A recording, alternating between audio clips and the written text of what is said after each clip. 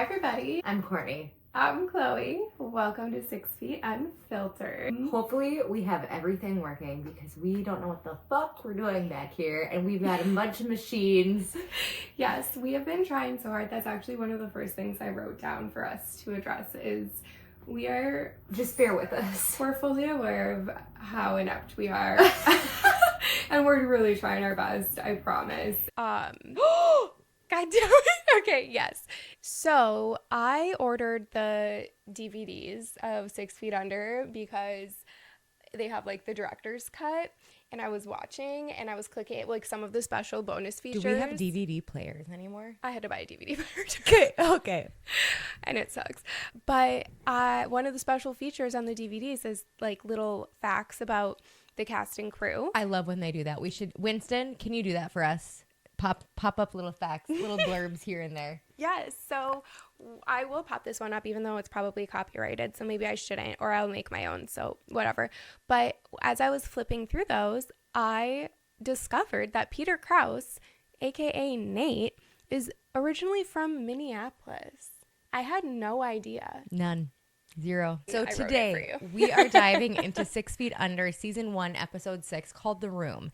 This episode has it all. A cranky widower who camps out at the Fisher funeral home, Claire catching feelings for Billy only to realize he's not exactly boyfriend material, but who is, motherfuck these days, and Ruth navigating romantic chaos between Hiram and the persistent florist Nikolai.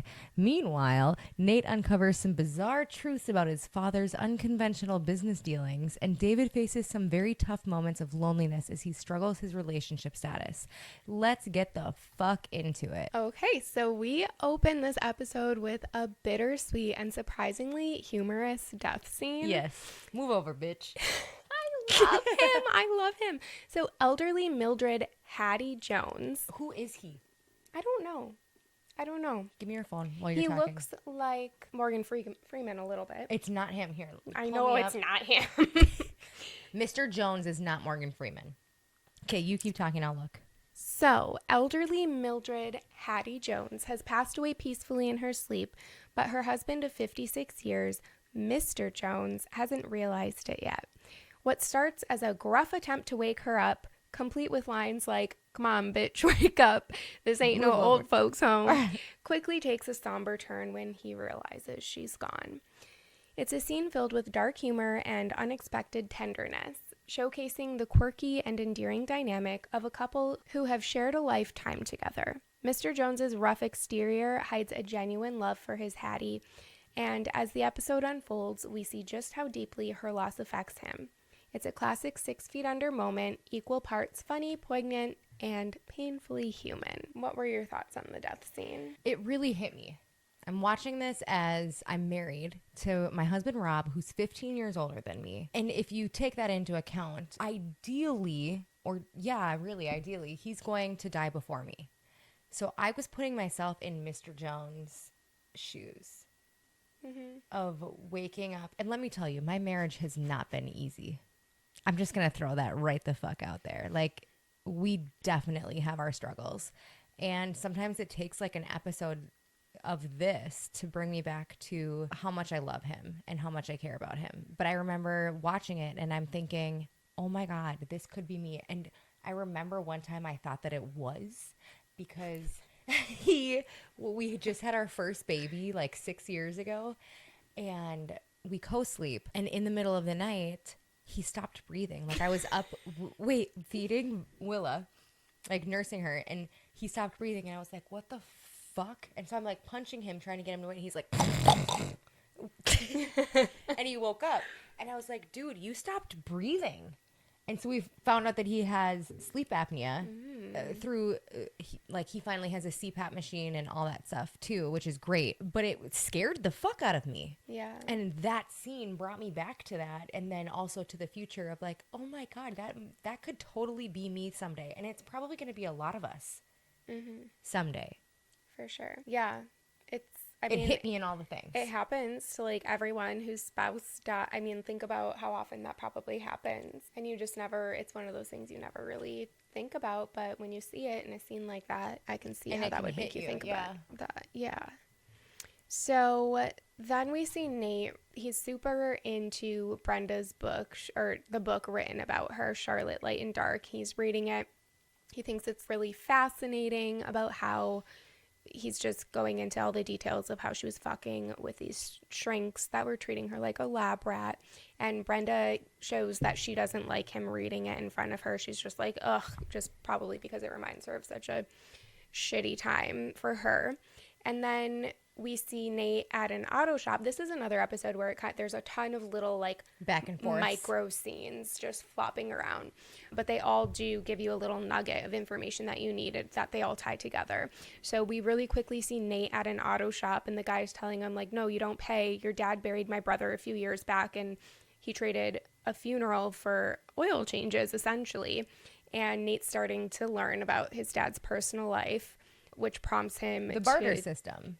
Yeah, he definitely had a lot going on with the barter system, and that prompts Nate to dig a little bit deeper. So throughout the episode, he's slowly uncovering these hidden dealings of his father's. Then we see David doing the intake for Hattie, and Hattie's husband, Mr. Jones, is quite ornery, which is why we love him. I fucking love him. He was so great.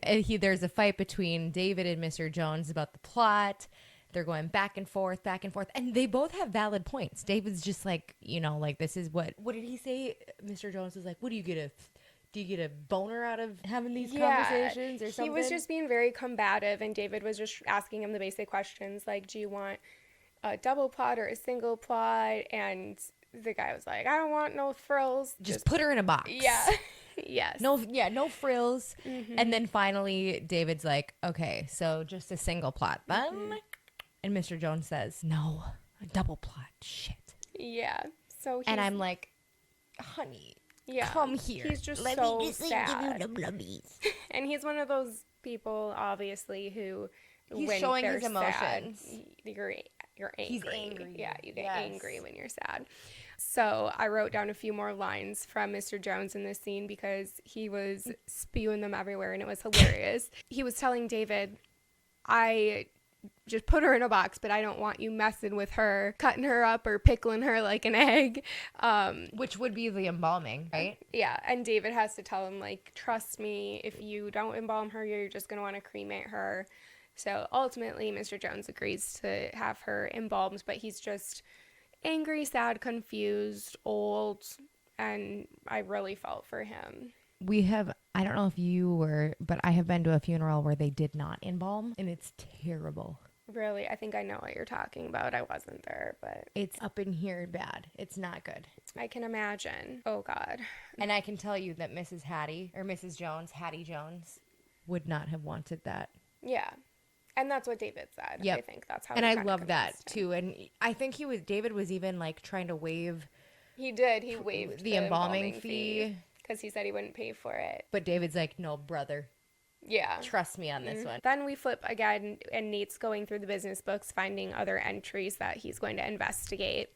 And then we see David and Ruth at church, and Tracy Montrose Blair, of course, approaches them, and Ruth inadvertently spills that David is not actually engaged, because remember, he told Tracy he's engaged, kind of using his previous engagement to Jennifer as like an out. I don't think he actually lied, though. Oh, wait, yeah, he did, because he said he wasn't engaged, and he's not. But they were engaged. He just stretched the truth a little bit.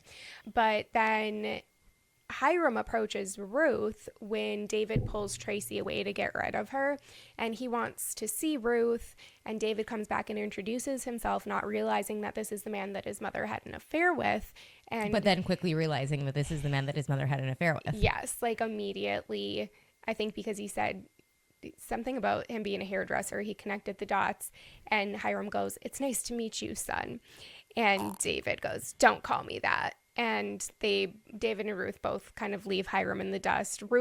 David's pissy to him. Ruth is just like, you look well, but like, goodbye. And Hiram looks just heartbroken. I also want to point out in that scene, Ruth's hat. It had the black. Was it like a mourning, like a widower's hat kind of? Almost, yes. Why? There had to be a reason. She's still mourning. Yeah, I think she's just kind of like old-fashioned, like old lady vibes, and and they were at church, so that's probably, I don't know. I didn't even note in my brain her hat. It was noticeable. You think it was What did you think of it? I don't know. It I was just going to over bring it the up to you top and for see. her? Yes, it was so much. It was there for a reason, and I'm just trying to like pick out the Interesting. reason. We'll have to look back at that. There probably was. She is still in mourning, Oh, yeah. like majorly. Yeah. And that would make sense for her to be like old fashioned and still dressing like that for that purpose. And I think too, she is conscious of keeping up appearances. So when you're at church and everyone is still like, Father Jack is constantly asking her like, how are you doing? Whatever. So I think that she's Trying to put that vibe out there that she's not okay, but doesn't really. she's just doing it in a very traditional way that's very like mechanical. That's not really serving her, but it's just kind of ingrained in her. Is like, that's what you do. Yeah. I'm glad that I brought that up because it was just, it struck me in my head. That's really interesting. I'll have to go back and rewatch that part. Then we see Mr. Jones ringing the doorbell at the Fisher family funeral home, and Claire answers. And my point here was that I love that Mr. Jones and Claire are meeting each other. They're like literally like the same person. Yes. It was great to see them at the front of the door. And I loved how he started freaking out about, this bitch, she's trying to, somebody help me. Yeah. So Claire answers, and he said, who are you? To Claire. She answers like in her pajamas.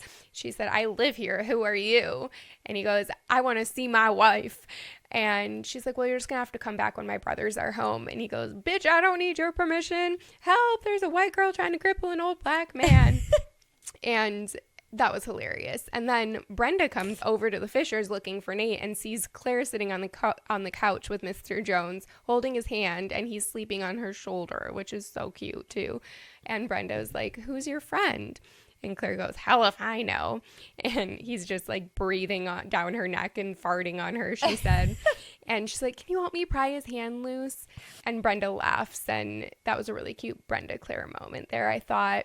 And Claire offers to help Brenda move this cabinet. And that was the reason Brenda came over. She was looking for Nate to help her move this thing. And Brenda was like, I'm not interested in babysitting high school girls, which was kind of on par for Brenda. I think it hurt Claire's feelings, but it also didn't deter her. So then Mr. Jones wakes up and is like, let go of me. What the fuck are you doing?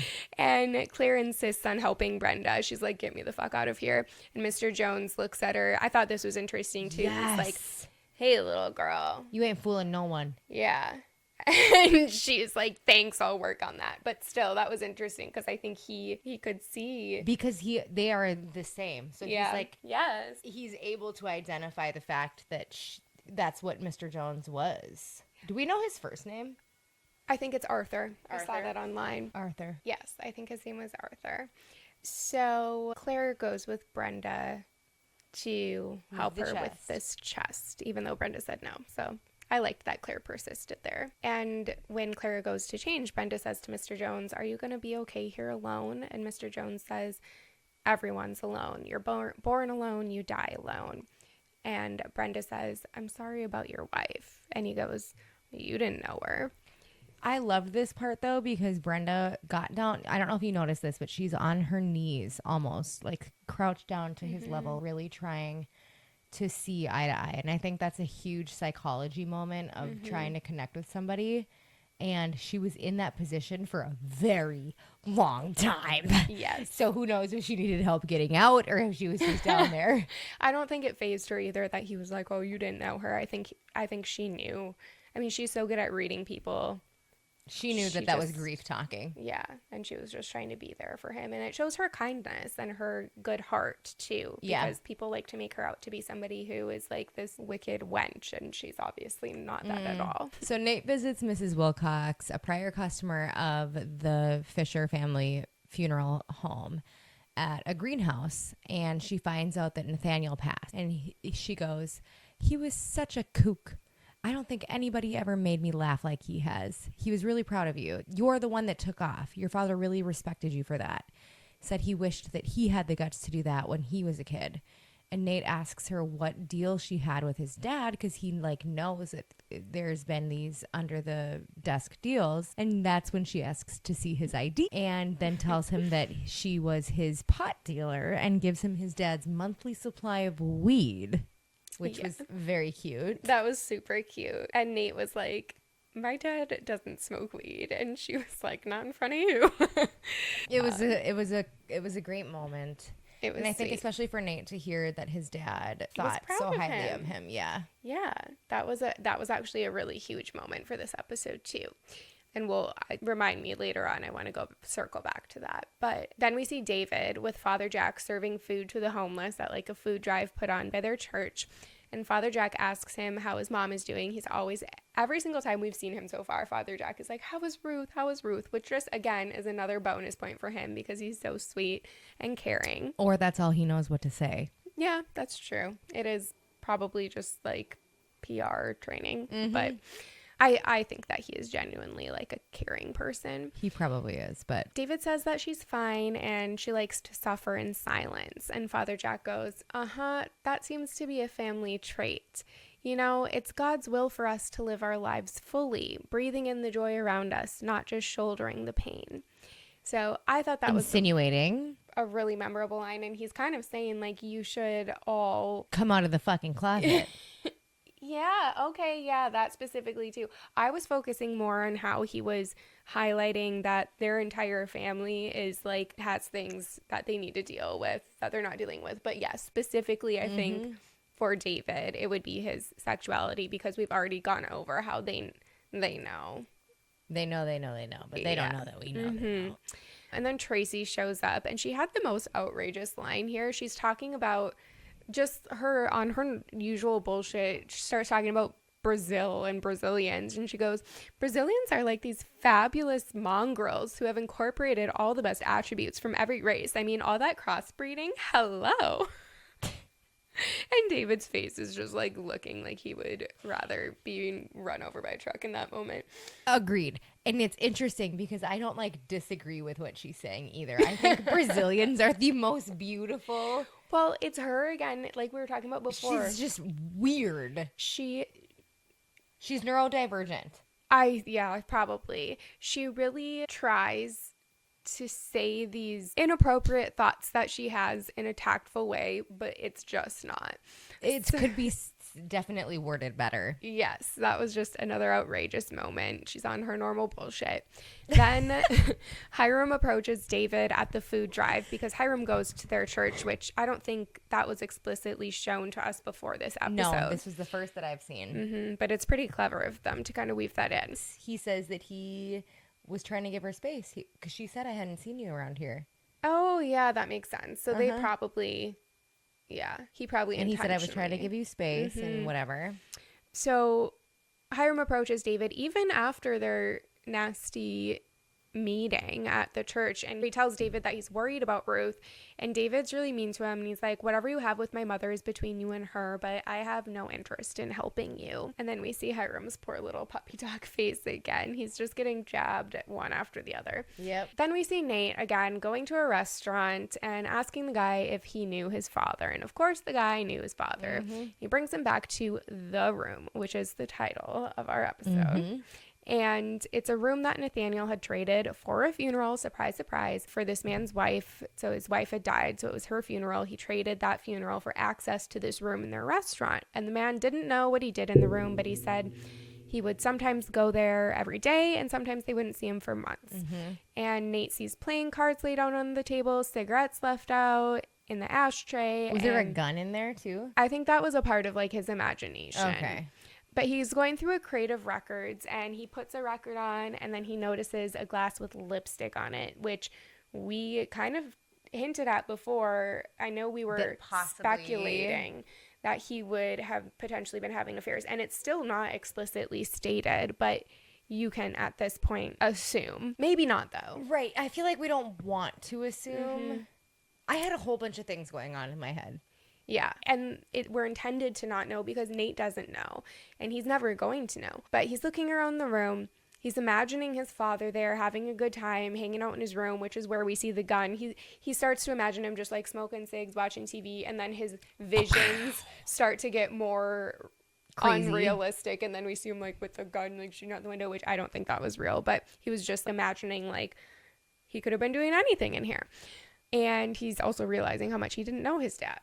I also felt like how eerie it would be to walk into this room, that the room was left as it was without the thought of Nathaniel being dead the next time somebody else walks in there. And so, again, bringing myself back to Rob, like, I just kept thinking, what if I was walking through, or what if I was going through his car after he died or something, and I'm like pulling these things out of whatever, and I'm seeing like maybe a cigarette butt with a lipstick stain on it, or, you know, like the cup or whatever. And I'm thinking also, maybe this was Nathaniel's just getaway, like his sort of safe space. And I don't think that it depends on what you define affair, because affair could mean so many things to different couples, that traditional marriage isn't normal. As a sex coach, I work with couples and I work with individuals, and I work with so many couples that are involved in non-monogamy, consensual relationships. And I'm not saying that that's what him and Ruth had, but what if they had this thing that, oh yeah, it's fine if you, it's what's cheating to some person is not the same for the other. So he could have just been having the guys over with beers and drinks and playing poker, and then girlfriends there too, you know? Yeah. We I don't know, for sure don't know for sure. And then there's also, I think, important to remember that Ruth was for sure having an affair herself. Yes, we do know that. But I do still think that she would have been devastated to find out that Nathaniel also Which is was. so interesting to unpack. Like, I want to talk and I also kind of think Nathaniel would be, I don't know, we talked about how maybe he wouldn't care, but I bet he would be shocked. Shocked for sure. It would probably be different feelings for both of them. I think that we can agree that if they would have had this conversation about where they stand and what their marital values are, and what their marital values they thought should be versus what they wanted their marital values to be, could have been a really good and healthy conversation. To just set things out and maybe set some new boundaries that aren't your typical normal. Yeah. Well, clearly, let's say he was having an affair, then that would have been what both of them wanted. But then there's like more to unpack. It's like, okay, some people probably want to have an affair but don't want their partner to have one and wouldn't be okay, even though that's not like fair. It's not fair. And some people might like the secrecy of it too. Yeah. So there's a kink in like the secrecy of it. But that can also be a consensual secrecy thing. Like, I am telling you, there are ways around so many things to make things work. That would be huge though, especially for Ruth, and I think probably for Nathaniel too, seeing as how he was a deacon at the church too. They wouldn't want their image. I feel like that they were boomers. They cared about their image. We don't give a fuck. Ruth for sure more than Nathaniel, but Nathaniel still, he had the business to uphold, and you kind of have to uphold your image to uphold your business. To be the undertaker of the city. Yeah, or at least, keep the clients they have, or probably not all of them would care, but that's how. Yes, I totally get what you're saying. Yeah, that's how they operated. But yeah, that was really, so that's basically the kind of anchor for this whole episode, is that Nate's discovered this secret room of his father's.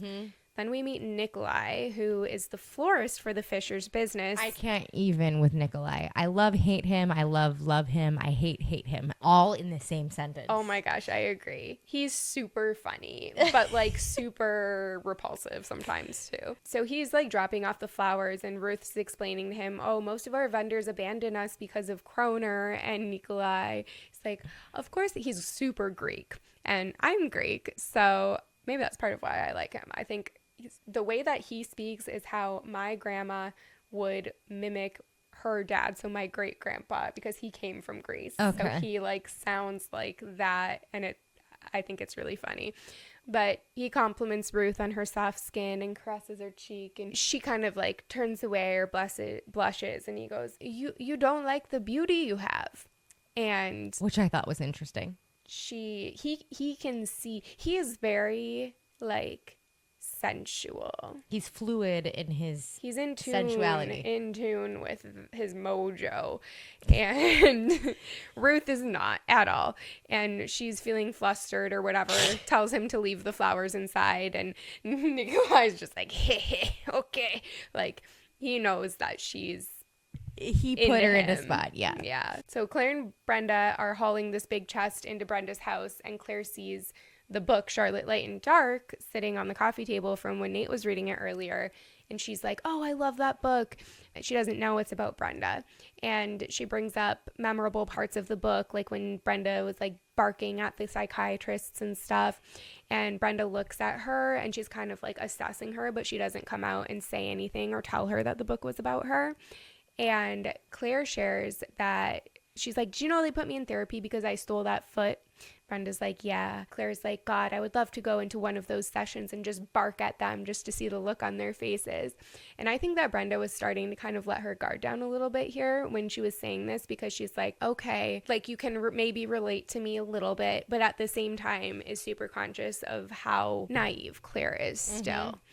But how naive Brenda also was at 8 when this was happening. Yeah, but she was also like crazy genius. So not as naive as Claire would have been, but they probably still equaled this. I think Brenda's more fixated on, because she brings this up later too. She goes, you're just like all the other ones that think that they found that one thing in me that blah, blah, blah, blah. And I think she's holding on to that with Claire. But I think Claire definitely is deep down. Oh, yeah. Brenda hasn't realized like Claire's depths yet. Yeah. Which is interesting for somebody who is so genius. Right. Billy walks in the middle of this conversation and tells Claire, oh, that book is about Brenda. And Claire's like, what? Okay, you forgot to mention what Billy was wearing. He was wearing like a Speedo swimming shorts. Oh, was he? I thought it was like his wetsuit or something like pulled down. Yeah, whatever. So yeah, it was, I mean, he's always walking around like half naked. And he's like a surfer. So Claire's like amazed, and she realizes that Brenda doesn't like the book. And Brenda kind of insults Claire here and says like what you said earlier, because what was she talking about? Oh, Billy's like, yeah, there's even a website and there's a fan club. And Brenda's like, there's lonely like 6 little of them girls in there, desperate for something to emulate because apparently they're not original enough to come up with anything on their own, which was kind of a dig at Claire, because Claire was fitting into that box of like, she's saying how she's fangirling over this book so she could fit right into that category of being those which girls she on could. The website. But genuinely, you know? Yeah. And I think the other girls that they're talking about probably genuinely did too. Yeah, but they're just Brenda doesn't take kindly to that, because I think she feels like people are missing the point. Or like kind of getting this obsession like at her expense, which they don't realize how it's not a made up with her. Yes. Okay. Very much so. You can see both sides. But and on the flip side, nobody knows that. And I know. And in today's world, think about all of the Facebook groups and the communities that you can collectively combine yourselves with, like the 6 Feet Under fan club. Like there's people out there that have these crazy things that happen to themselves that they're able to now find solace in the community of. And I don't think it was so foreign to Brenda to not have that growing up at 8 years old. There's no way it was anything like that. Right. Yeah, that's an interesting thing to think about how she for sure didn't have the opportunity to find any kind of community. And I mean, I don't think Claire has really discovered that herself either, but she would be like more open to or apt to looking towards something like that maybe. But one thing that pops up for me when this whole scene was happening, I was like, okay, I remember having intrusive thoughts as a mom, a new mom. Like I would be walking down, and every time I have a baby, you're technically a new mom. And so specifically with my youngest, Octavia, I'd be walking around. We have these this stairwell in the hallway, and there's a tall, what do you call that? Like ledge? A banister? Yeah. And it has like a little fence around so you don't fall over. Yeah. I would have these visions that I would fall over and like my baby would fall down the stairs and die. So I hop onto Facebook and I'm looking around, and it turns out I'm not the only one that has these thoughts. And it felt so comforting. Like I'm not crazy. These thoughts, I mean, they're not fun, but they're somewhat normal, especially being in like the postpartum era. And it's just, if Brenda would have had something like that, I can see why she's so guarded about these things, because she feels like this is special. This is her identity. Yeah. This is her, and she doesn't want to have to share those very special and unique things about herself. And it's like she's kind of thinking like, you have no idea what this was like for me. So how can you be so obsessed with me or obsessed with and this? connected. Like, yeah, because you don't even know what I went through. Which is true. Right. But also doesn't dismiss Yeah. or devalue what Claire is going through. It's almost kind of like the concept of like true crime and people being super into true crime. But then like the families of the victims, it's like, fuck you. Like, you don't even get it. Uh-huh. But on the flip, like, I like true crime. I love morbid podcast and unsolved mysteries and all of it. Like, I'm not gonna lie. I'm sure most people probably who watch 6 Feet Under also do. Are in that realm. But there's definitely a stigma around that. And well, I don't even know if I want to say stigma because it's so popular, but I've seen things about how that is like distasteful, or I don't know. And I can totally understand how families of victims would be insulted by people almost like finding a source of pleasure in their misfortune. You know what I mean? But then you and I can look at it on the flip side and be like, well, I mean, I always look at it as I feel like I learned so much from hearing about, first of all, the predators in these cases.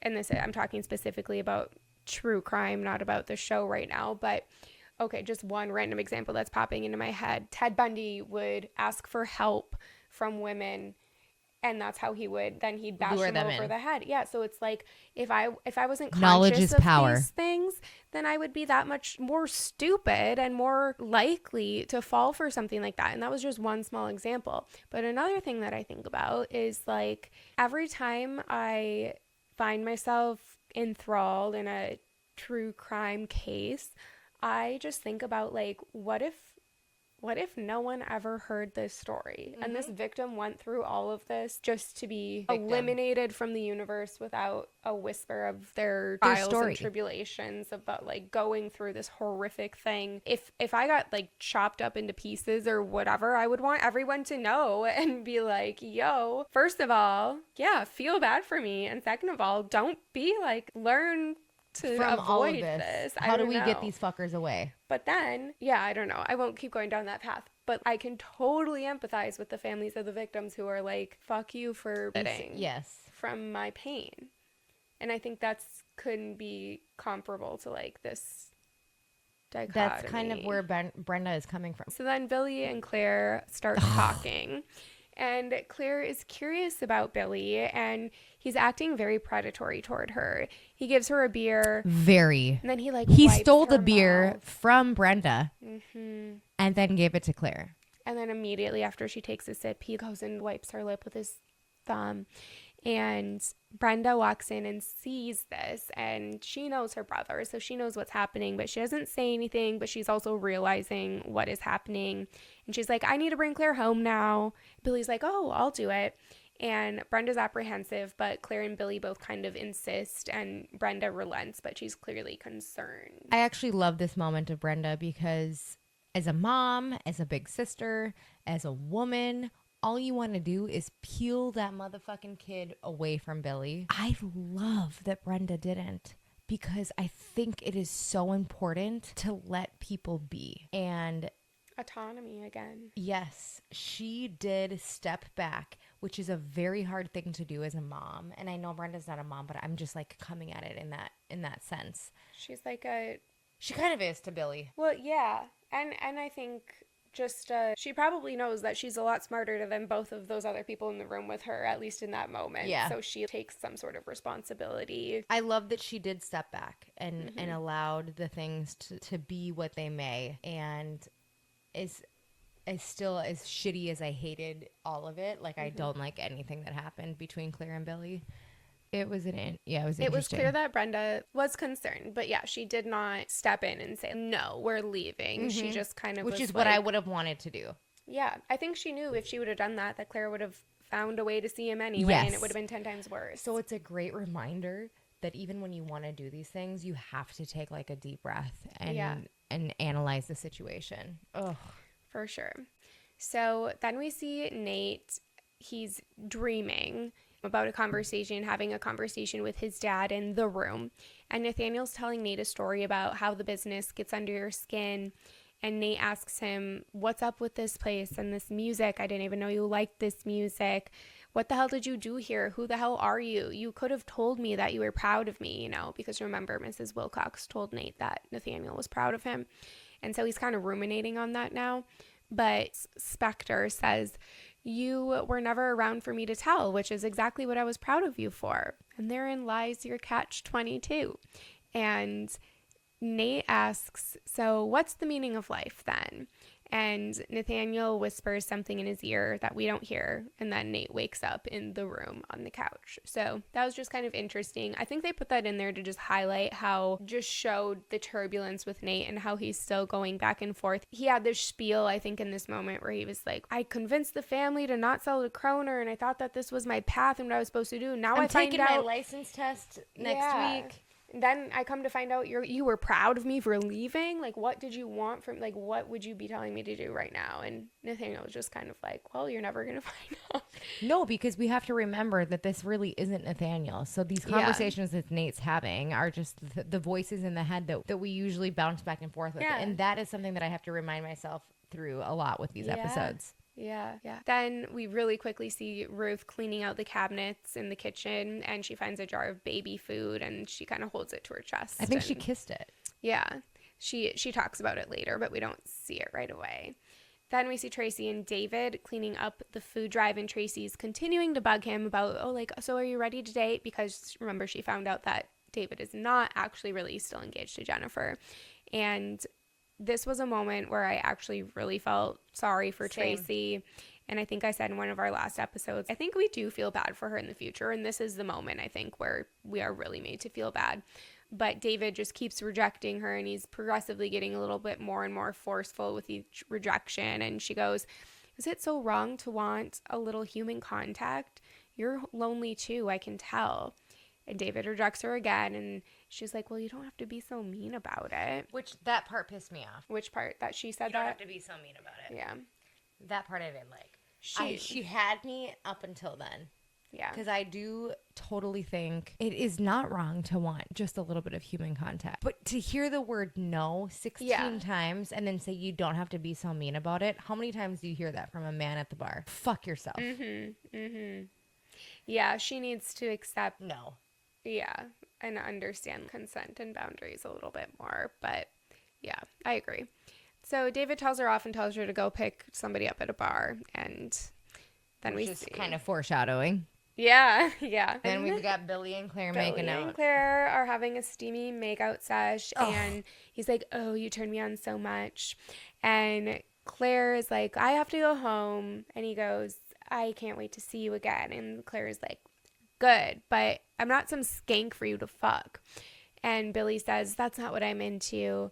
And she's like, good, because I'll kill you if you're lying. I will kick your ass. You do not want to mess with me. And Billy kisses her again, and they make out. What were your thoughts on that? That she was trying to convince herself that I'm not some skank that you just met. Like, she was trying to convince herself to not want to have sex with Billy and convince herself that she's this badass. Like, I'm not going to fucking... Oh, I think she wanted to have sex with him, though. I think if he would have, she would have. I don't know. But I think... She might have, and that's why she was trying to convince herself that she wasn't. She was trying to give herself a pep talk, but with Billy there and to him. Well, also considering, too, I didn't even think about this until just now, but think about what she just went through with Gabe. Yeah. So she's like...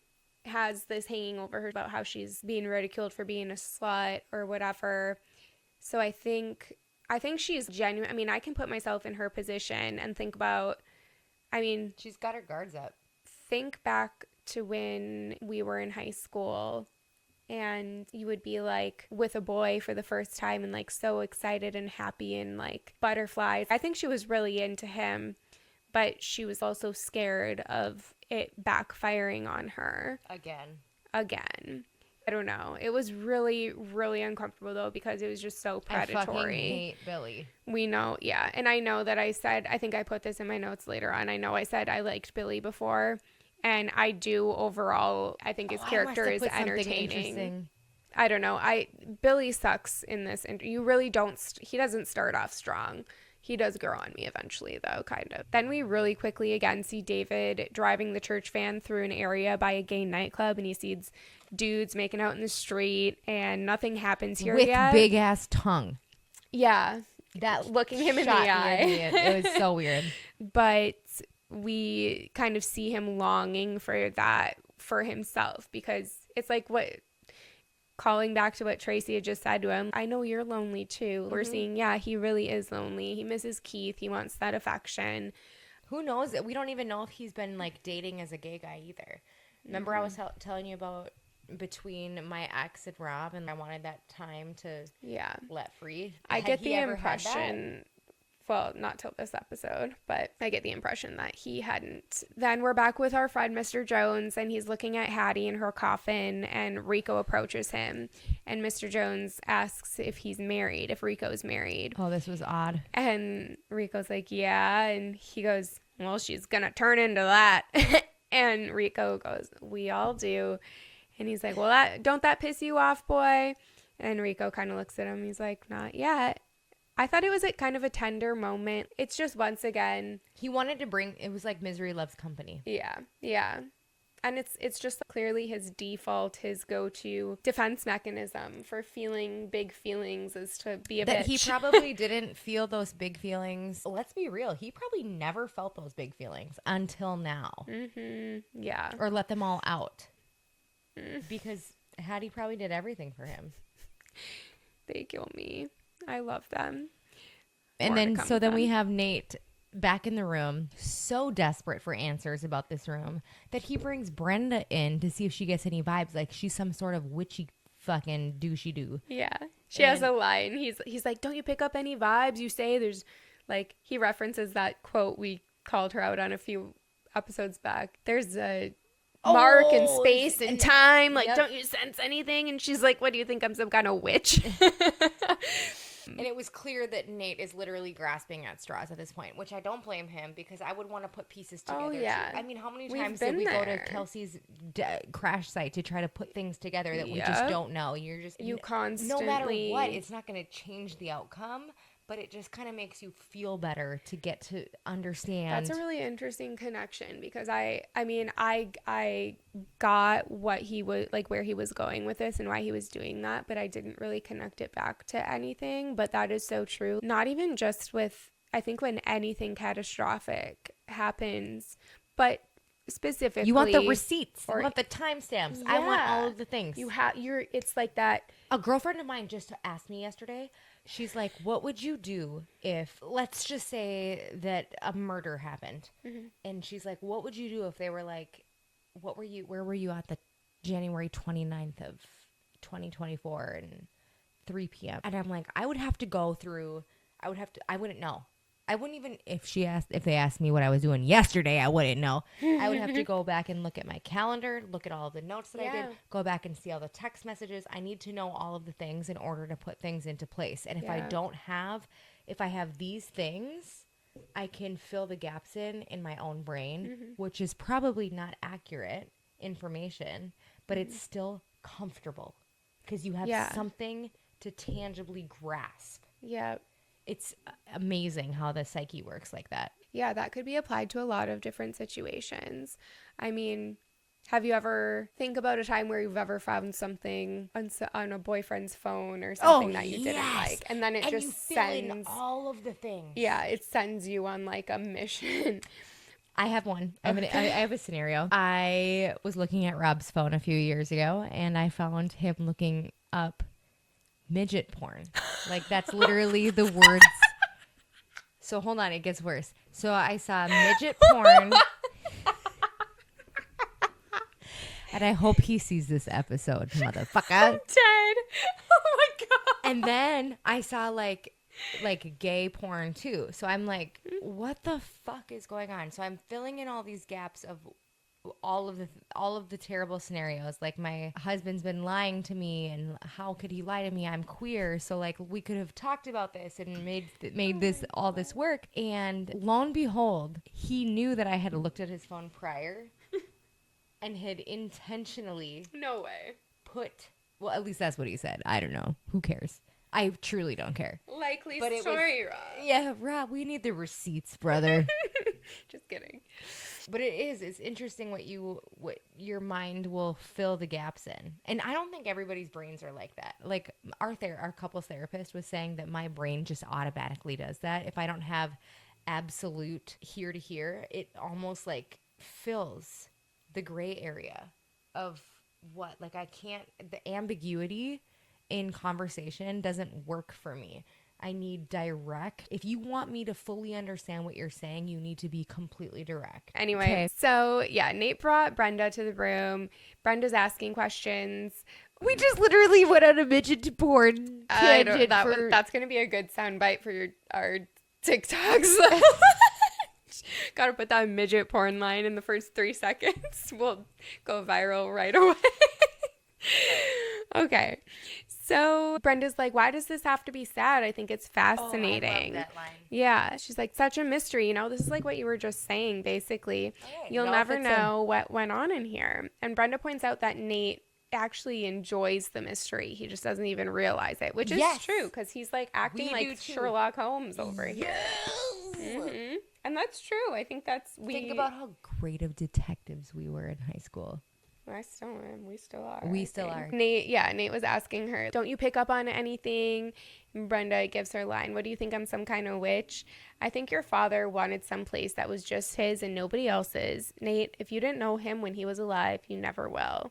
And Nate goes, I don't want to be someone who, when I die, nobody knows who I was. And then Brenda's like, so don't be. Which... Yeah, I feel like Nate was, trying to use Brenda as some kind of like sorcerer here. And she was just so simplistic and basic, but that's all that needed to be said was like. It really is. Because it's so true. Not that complicated. He just wanted his own space and you're never going to really know exactly what he was doing. But what you can do is make sure that you're not what you don't like about this. Yes, don't repeat what you don't want to be repeated. There's only so much that you can control, and that's something that I find so comforting that in my adult life that I have really, it's almost like a mantra for me.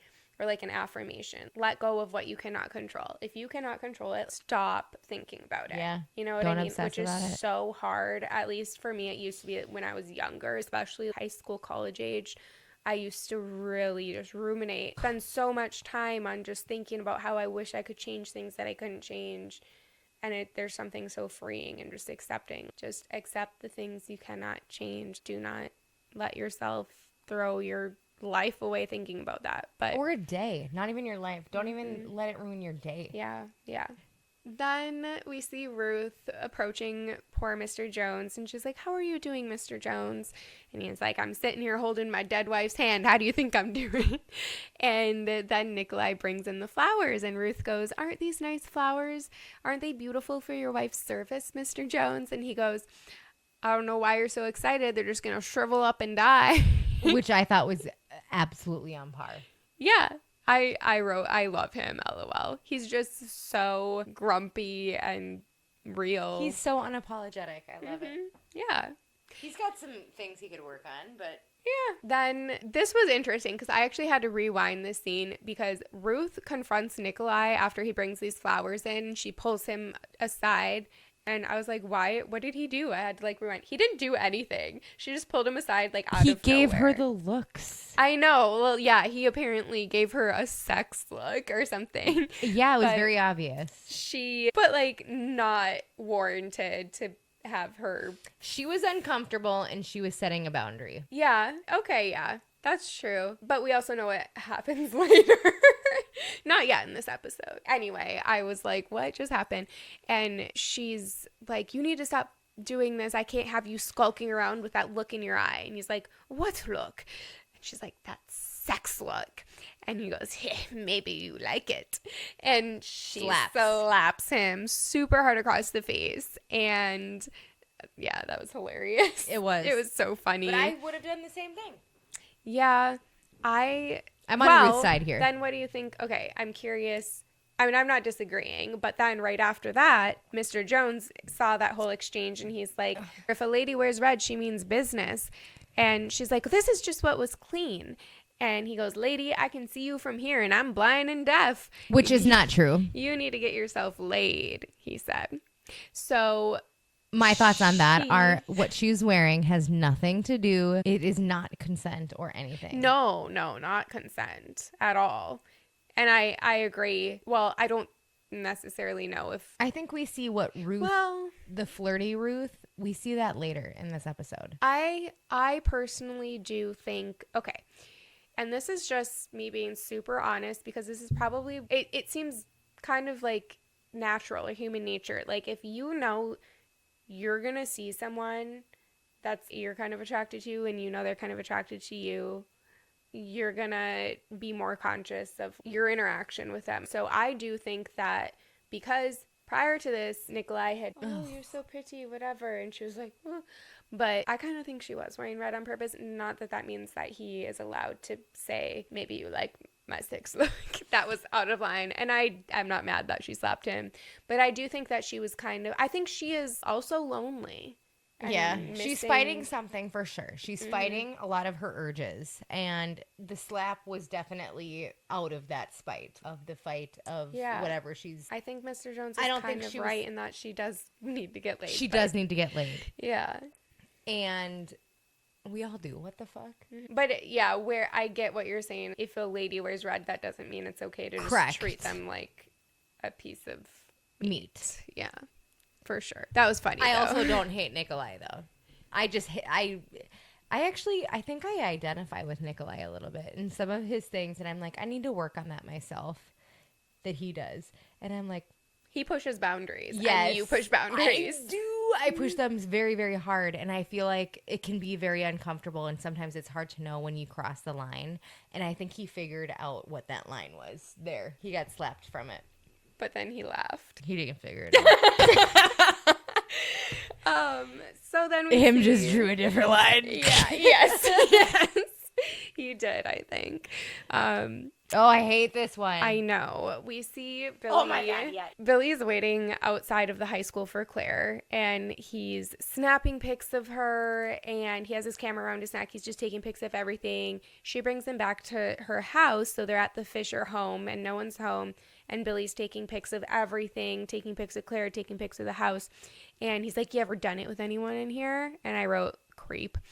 But he's taking pictures of her, and he's like, wow, you look great. Come on, seduce me. And it puts it on fucking film, you dick face. Yeah. Sorry. Did they even have digital cameras back then? I don't know. I don't like anything Honestly, about this. I don't think so. No, it was awful. He then sets the timer on the camera and points it toward the couch where Claire is sitting and goes and sits next to her on the couch and starts making out with her, groping her. And I wrote here, I know I said I liked Billy before, but he really sucks here. He's just interested in fucking with Nate's head. He's not even really interested in getting with Claire. He's 100%. just trying to mess with Nate. And we see that in this exact scene. Yeah, because then he's... somehow they start talking about Brenda and Nate, and Claire tells Billy that she thinks Nate is really in love with Brenda. And she goes, how can you not be? Which was really sweet. Like, separately. Remove that from the situation. I liked that she's saying that about Brenda. But Billy gets kind of agitated when he hears her say that Nate is really in love with her and just kind of leaves like, oh, all right, well, I'll see you later. And she's confused and is like, okay, bye. Which we all know what's going on, but she doesn't.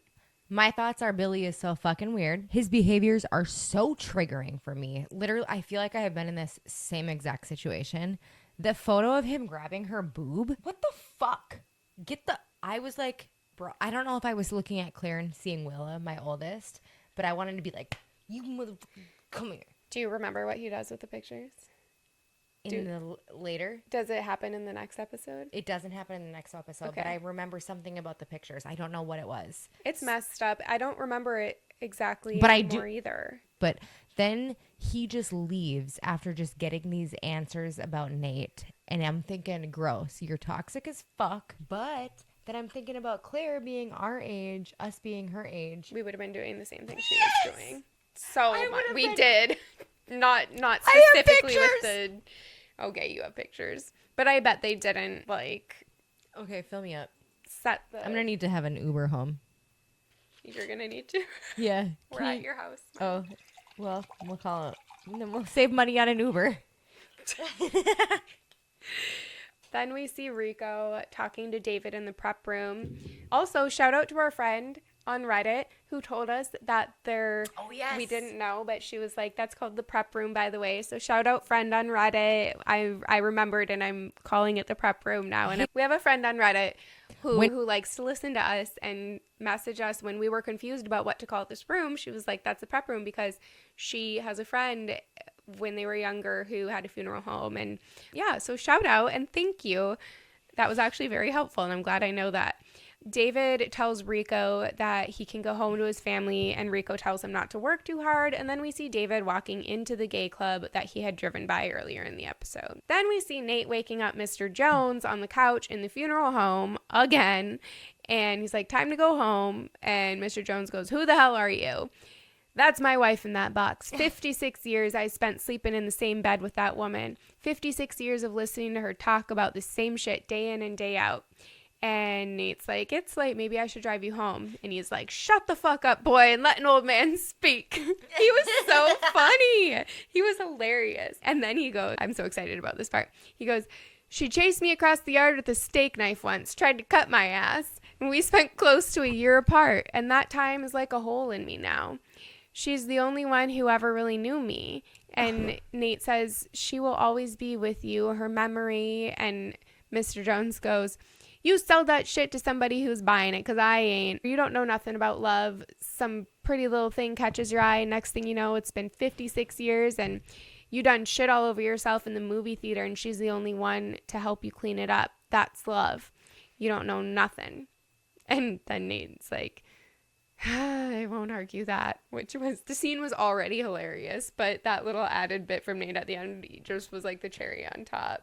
But well, he probably didn't even want to step foot in that mess. When he talks about how he shit his pants in the movie theater and then she was the only one there to clean it up, I wasn't expecting that, because he was talking about her chasing him with a steak knife, whatever, and then he drops that line on us, and I'm just thinking of like, holy shit, that's so real. And it's like what you were talking about earlier, imagining yourself later on in life with a partner, or just in general, even if it's just whatever your situation may be, if you're on your own, what everybody goes through in this vessel that we are given, and how scary it must be to start losing control of it, and how much your love for your partner, if you're lucky enough to be able to have a healthy relationship with somebody that can sustain that amount of time, and how close you must grow in old age with taking care of each other in those vulnerable situations. That just really kind of touched me. You said this part was tugging on your heart too. I did. Mr. Jones still being at the funeral home literally tugged on my heart. Then listening to all the hard times that he had with his wife, he truly loved her, and I think she truly loved him. And this is reminding me, my grandpa died a couple years ago, and so it would be vice versa. But I could see that if my grandma would have died first, Grams is still alive. If Grams would have died first, this is exactly what would have happened. Because Grams did all of this stuff for Gramps. And so I'm quite thankful that it was Gramps, because we see later in the episode what happens when the woman dies first. And it just pulled on so many pieces of my heart. Cause it is really sad. And that's something that most people can relate to, is seeing somebody you love or care about just grow old and lose somebody. They lose their partner, lose somebody they love, and also then lose themselves. They're slowly deteriorating themselves. I mean, we all are slowly deteriorating, and that's got to be the most terrifying thing to... 56 years, you're going to eventually start to identify and become this. It isn't two identities anymore. It's like we're one, we're together and whole, because we can't, if we're only one, then we need help from somebody else, whether that is the nursing home or the old folks home, whatever he said in the beginning, but they had each other, and that's what's truly beautiful. It's gonna make me cry. I know, that's it's sad, so sad, but also happy. But you don't want it any other way. Oh, that's so hard. It's like the ending of The Notebook. Yeah, I know that. God. I mean, I'm sure there's many movies that fuck that movie portray that, but that one just really is so much so of that broken heart. Life sucks. It's also great, but holy shit, that's so sad. It's depressing. It is. Sometimes. thinking about it. Okay, but the steak knife line from him reminded me of both of us. Yeah. It reminded me of you with the shovel in my backyard and me with the knife in the wall. Yours wasn't in the wall, it was the headboard. No, it was the wall. I don't think I had a headboard, Oh, okay. but it was above the bed. You want to tell your story? Or should we just... So essentially, I was fighting with my ex-boyfriend. This was in high school. We were in 8th 10th grade. 10th. No. Okay, fine. You were We dating older. Logan. Yeah. How old were you when you started dating him? 9th grade? 15. But we would have started fighting like when I was drivable. So 16. Yeah, 10th grade. And we got in this big fight at Chloe's house. 'Cause we were always at Chloe's house. And I found a shovel. This was at like in the morning hours. Like the sun was 3 coming or up. 5, a.m. And I think I chased him with a shovel. Yeah, I don't remember exactly what you did. I just know And then I laid in the street. you threw a shovel or I chased threw it. him. I threw the shovel at him. And then you were laying in the street. Yeah. You might not believe this, but I think he deserved it at that moment. I have no idea what you guys were fighting about because I don't even think I was awake. I think somebody came to wake me up to tell me you were laying in the street and I had to come and drag you back inside.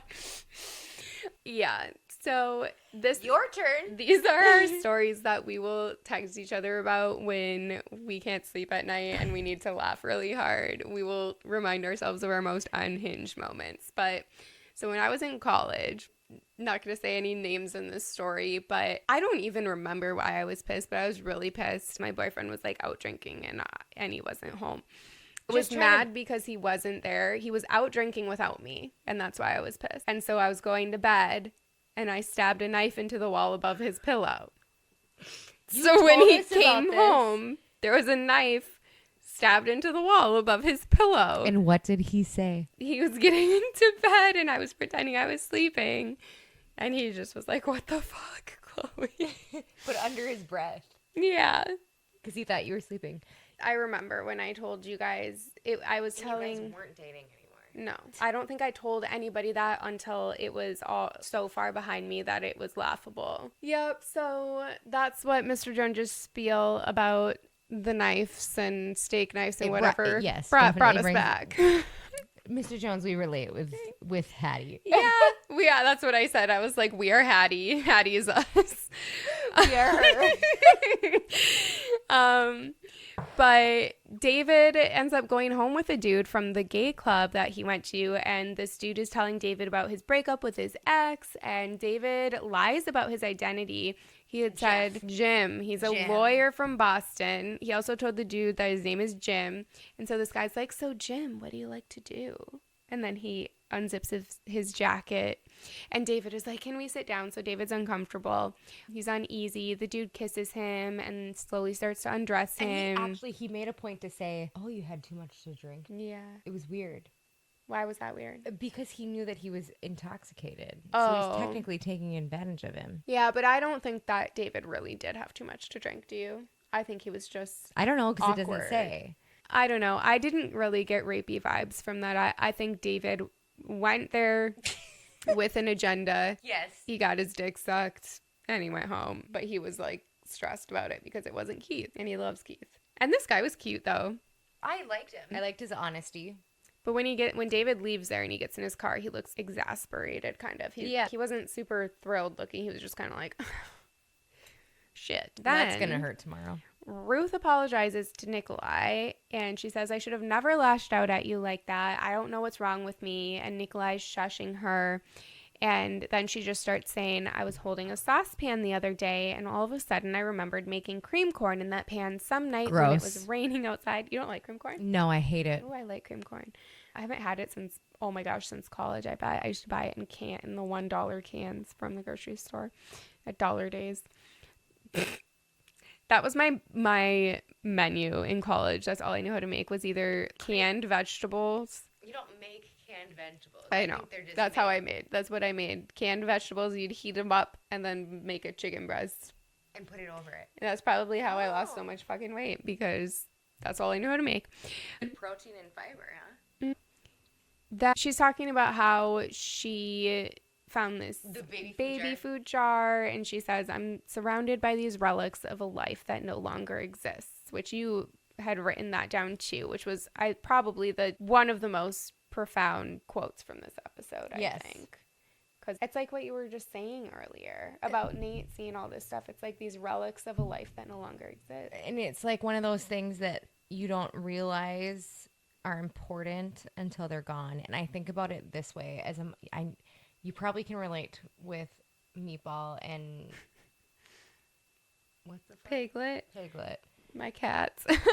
But with my kids specifically, I have a girlfriend who lost her kid, one of them, and there's handprints all over her windows. Oh my God. And she tells me all the time, like, she would always be washing these handprints off all the time. But now after her 3-year-old died, she can't take herself to, like, sad. Yes, but that's like the relics that I was thinking Yeah. of. Is something is so almost annoying. Why is there still food in here from 20 years ago? Yeah, it's weird because it's like she's not necessarily happy about it, but she's not. Nobody wants to have handprints on their windows. It's sad. Until you want the handprints on the windows. It's a reminder of something that got taken from you that you love. And then Nikolai lays a huge steamy smooch on her, and they're making out, and then the mourners for the Joneses come up and they're like, "We're looking for the funeral of Hattie Jones." Yeah, it was great. Yeah, interesting moment there. And then we see Claire calling Billy on her cell phone, which was like an old Nokia brick that we used to have. And Billy is acting like he doesn't know who she is. And she's like, "I just wanted to see if you wanted to hang out after school again today," which was so naive. And I just felt so bad. And he's like, "Not really. Come on, Claire. What are you, like 16? What do you think, I'm a pedophile?" And Claire is just crushed. And I was talking about how Billy was being a dick to Claire. I hate how he's treating her. And then Brenda is in the background slowly seeing what's going on. I'm curious what is on her mind, because I know that it's deep. Because Brenda was with Billy when Claire called him, so she's listening and she's standing in the kitchen. I bet she was thinking, well, for one, it's probably best that he's pushing her away, but for two, she's going to need someone to put her back together after this. Then we see Nate showing David the room, and David doesn't really care. Nate is pressing him about his relationship with their dad, their relationship with each other. Nate is just really digging for answers with everyone in this episode. He's kind of going manic, like, what's going on? And he's asked David if he thinks that they should tell Mom about the room. David is not interested in this room. And Nate tells him to get over himself. David's like, "Yeah, whatever, pack this place up before they start charging us rent." So Nate starts packing up the things in the room and finds a photo album of family pictures from when he was a kid. And he also finds nude pics of Ruth. Love this. Yeah, it was actually really sweet.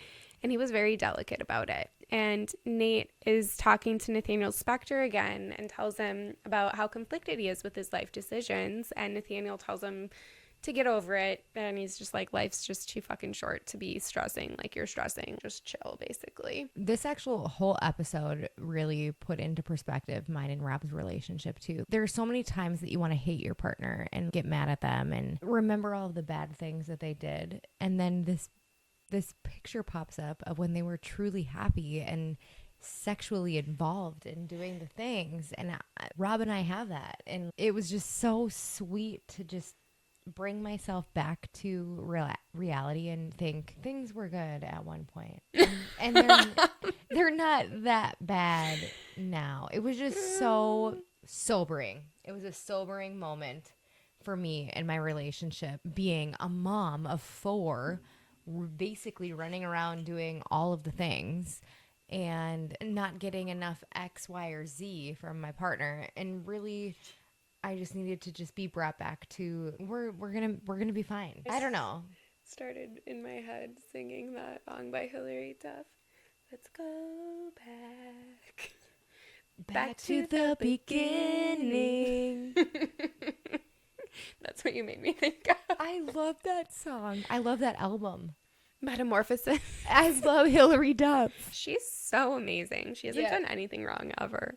Literally. Which want it's her okay to to do things wrong, but I don't she's know. very unproblematic. That scene was huge and pivotal. I don't know. It gave me the feel. Okay, so now This part gave me the feels, probably the most out of the whole episode, because I just really, really, well, we both love Brenda, but I really, really, really love Claire. Claire is I think Brenda is like your ultimate favorite ride or die. I think that's Claire for me. I just love her. And I think you identify with Brenda the most. I identify with Claire the most for sure. Totally see that. Yeah, it's actually kind of weird. So Brenda is waiting for Claire at the high school, and that was really sweet. I feel like this moment shows their kind of a sisterhood moment between them, or shared womanhood, because she knew that Billy had blown her off, and so she knew that Claire was going to need someone to be there for her because no one else knew about the situation. And she says to Claire, "My brother is a very complicated man and very high maintenance. Don't get me wrong, I love him dearly, but I pity the woman he ends up with." And Claire shares how she feels. She's hurt. And Brenda is like, "Did you fuck him?" And Claire says no. Claire also, when Brenda was saying that shit about Billy, Claire was like, "I feel like the same about Nate." Yeah. But it's not the same. And like, Brenda said that. She was like, they're not even in the same ballpark or whatever it was. Then she says to Brenda, "No, I didn't fuck him. Is every man alive a total asshole?" And Brenda's like, "Yeah, at some point or another. But then again, so are we." Which is also true. But amazingly true. I love it. Yes. And then Claire kind of lines up. She's like, "I still cannot get over the fact that you are Charlotte, light and dark." And Brenda's like, "Well, you have to because it's very irritating." I love that moment. Yes. It was so great. And it was like they both got to get their feelings out, and it was in a non-mean way. There was no time. confrontation. It was so... Brenda was saying, "This bugs me, so shut up," but also, "I'm not mad at you." Exactly. Yeah. Mm-hmm. And I think that that was probably, one of my favorite lines that you just said. It was really good. This was my favorite moment from the whole episode. And then, this scene made me feel better about Brenda having been kind of a bitch to Claire earlier in the episode when she was like, "Oh, these girls can't come up with anything on their own."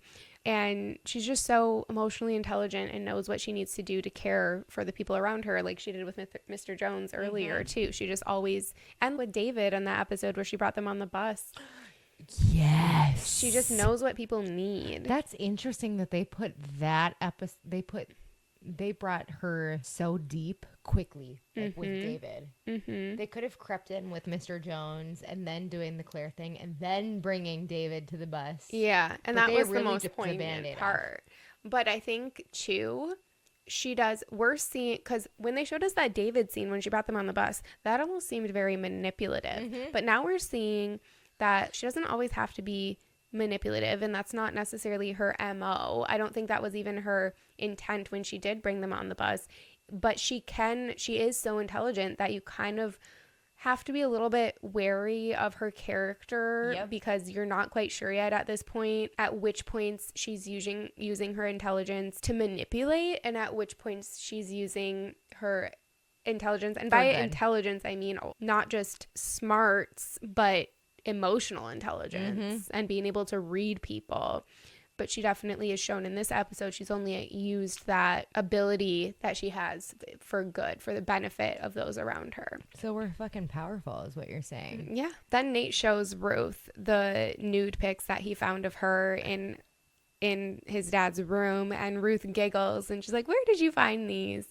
And he tells her he found them in the office with all of Dad's things. So notice that he lied here. He did not tell Ruth about the room. And I think that's because he saw the lipstick on the glass and he doesn't want to hurt her by potentially opening that door in Ruth's mind. What if it was Ruth's lipstick? I kept thinking this whole time that it could have been Ruth. Yeah, that's a good point too. Maybe it was. But I think the whole point is for us not to know. Yeah. And then Ruth opens up and tells Nate a little bit more about their family, their grandparents and stuff, and the struggles that they went through. And when they living under one house. Yeah, they all lived together in that house. This was I feel like before Nate was even born, probably.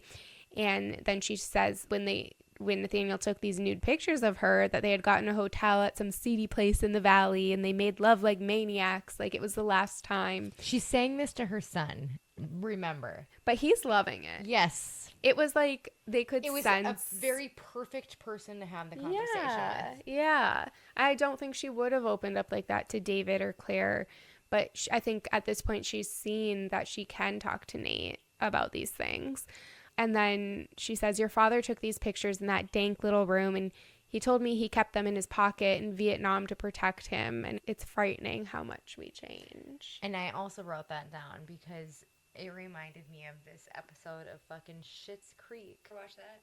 Yeah, but not, I didn't watch it as closely as. Moira Rose brings up this time about take the pictures, because you never know what they're, whatever. And it is truly frightening. You look at, have you looked in the mirror lately and you have these things on your face or your boobs or one boob's over here and your labia is hanging down by your knees and you're like, what is going on? It is frightening. And then I also thought that I think that she meant it's frightening how we physically change and then also emotionally. Relationship-wise. Relationshiply. Yeah. Yeah. Relationally. It was just there was so much that was all encompassing for sure. And it is scary how much we change. Okay, so then we fast forward. Mr. Jones, I think somebody walks into the kitchen and they're like, Mr. Jones is still there, and Ruth's like, yeah, I know, or something like that. Yeah. And so somebody goes to check on him. I think it was Nate. And we find out that Mr. Jones is dead. And I feel like Brenda foreshadowed this when he was sitting with Claire holding her hand, and Brenda was like, what is he, dead? And that's when Claire was like, no, he's been breathing and farting on me. Yeah, actually, I didn't really think of that. So yeah, Nate finds him dead, and he died while he was resting over Hattie's casket, mourning her, which was so sad. So sweet, though. Then I really liked how they ended this episode, because it was like 4 really quick little blip micro scenes again, but it was closing out all of the storylines we had been introduced to in this episode. So the next little scene that we see is David packing up the food drive again, and he sees a cop car driving by, and you can tell he's watching it, and he sees that in the passenger seat there was an African-American police officer, and he was watching he was watching to see if it was Keith, and then he turns his head, it wasn't Keith, but so you can tell that he's thinking about Keith and that he misses him. Then we see Brenda and Claire sharing a joint and beers, laughing and bonding. Love it. Without Billy. It was just those two at Brenda's house, just sitting back. It was so cute. I love their relationship. That scene made me want to jump into the screen and like hang out with them. Oh, yeah. Same. I thought about us and our friends and how good that feels when you're in those moments with other women. It felt safe. Yeah. Yes. And then the last closing scene that we see is Ruth knocking on a door. We don't know whose door it is, but then the door opens and we find out it's Hiram's door. And Hiram sees Ruth and he just passionately kisses her and holds her and hugs her, and they're just grabbing onto each other like, oh my gosh. And he was just so happy to it had been so long finally have her back in his arms. Like, you could just sense the relief, I feel like, that they were both feeling, of just giving in to like, I need you. Like, I don't know. I really love Hiram, at least thus far. And you said the same thing, Ruth and Hiram. It was very sweet. Super. So I really like this episode. Fun facts about this episode. I don't have many. Actually, I only have one. But David calls himself Jim when he went home with that one guy. And so Michael C. Hall's character Dexter calls himself Jim. Apparently, I don't know the specific scene, but that's like an alias he uses as Dexter too. So, which is so weird. I have a friend named Jim. Do I know him? Yeah, he used to be the guitar player. Okay. Yeah. Interesting. Okay, so mate, date, cremate. Who should we put in? Anybody new? Mr. Jones. I don't want to put Mr. Jones in just because he's suffered so much. We don't want to pull him through this. Nikolai. For sure. Yep. Billy. Billy's getting cremated. Double cremated. We'll see. We haven't figured out the third yet. Nikolai, Billy. We got to throw in like a main character, I think. We probably do. David. Okay. We've not pulled David in. I don't think we have. So David, Nikolai, and Billy. Mate, date, cremate. So mate, date, cremate. Would you mate? Nikolai. I knew you were going to say that. He's probably a very passionate lover. I'm going to marry David, and I'm going to cremate the fuck out of Billy. Why would you marry David? I think David would be a very good spouse. I think he's attentive and passionate and loyal. Yeah. I don't even care about loyalty. I just care about the other two, but yes. Yeah. Honestly, I'm going to try to think of another way, but that's the I would probably do that too. Can you imagine mating Nikolai? Nikolai is a very sexual character. For sure. Mm-hmm. He knows what's up. I'm gonna flip things around, even though obviously Billy is the worst out of these three characters. You're gonna mate him. I'm gonna mate Billy because I think he's super hot. And I'm going to, I'll date Nikolai because then we get to have his passion forever. And David... You cremated my David? I'm cremating David. I would never. I love him. But for the sake of... Michael C. Hall, if you're seeing this.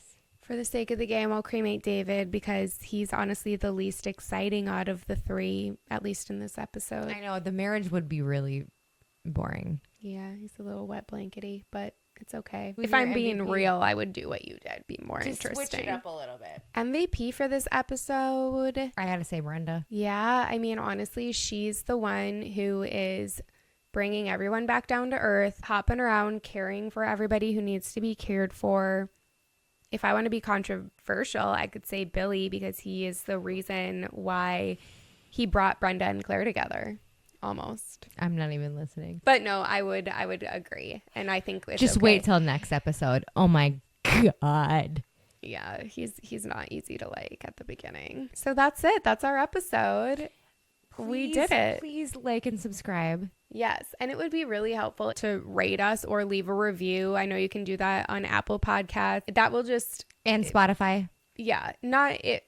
If one person does that, honestly, I'm not going to pretend like it's going to make a huge difference for us, like as our podcast, but I'm not exaggerating when I tell you it would make us jump up and down and be super happy. We freak the fuck out. Every single time. She'll send me the screenshots and I'm like, oh my God. Yes, it's really exciting. It makes us so happy to interact with anyone who's watching. And people are liking us. Yes. And that's all that we could have ever possibly hoped for is we get to hang out once a week and have fun, watch a show we like. And if we can connect with other people who want to talk about this shit with us, then we're here for that. You're making our day, honestly. Goodbye. Goodbye. Yay.